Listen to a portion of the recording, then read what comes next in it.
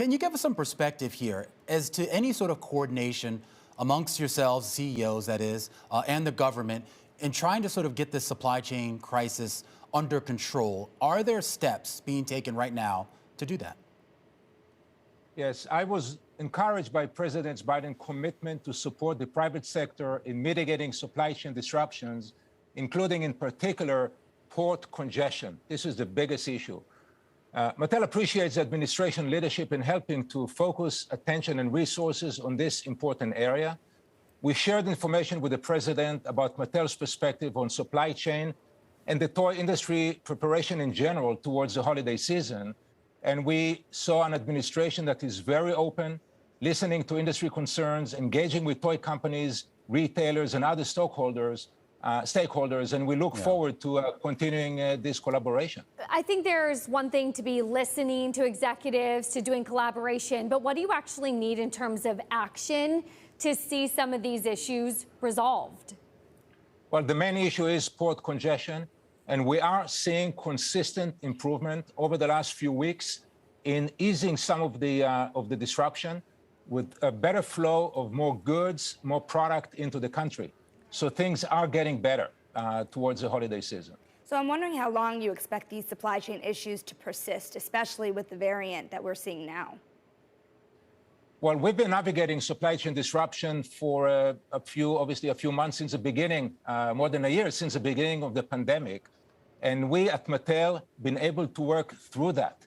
We anticipated some of the disruption in advance. We took mitigating actions and had the benefit of our scale, flexibility, and expertise in addressing those issues in advance and working closely with our retail partners who themselves has done a tremendous job in trying to cater for very strong demand for our product in the market, especially towards the holiday season. So when you talk about anticipating this and preparing for this, does this mean that there was a buildup in inventory?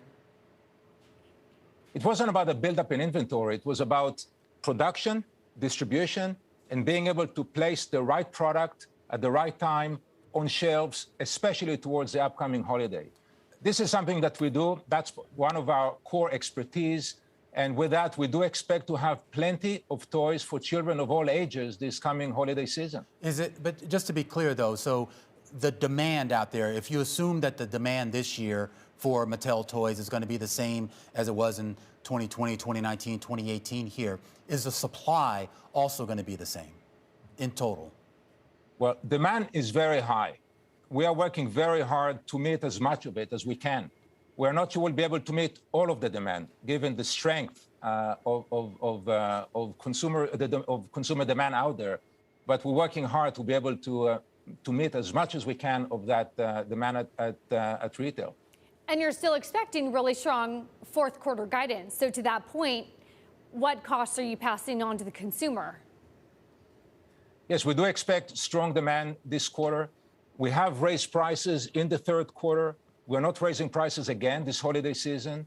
Inflation is a factor that we'll have to contend with. We are being very thoughtful, always putting consumer ahead of any other consideration to make sure that we're providing the quality product at the right value for consumers in the U.S. and around the world. At what point do you feel that you'll start to have to raise prices again? Well, this is something that we are watching closely in terms of inflation impact, but we are always putting consumer first when we take any action, and we are always looking to balance the right value at the right price, and obviously provide quality product with exciting brands for consumers.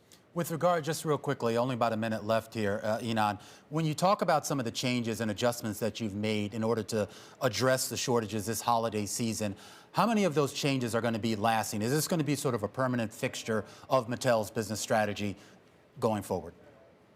Well, we have a flexible model, and we always look to adjust and mobilize resources depending on the situation.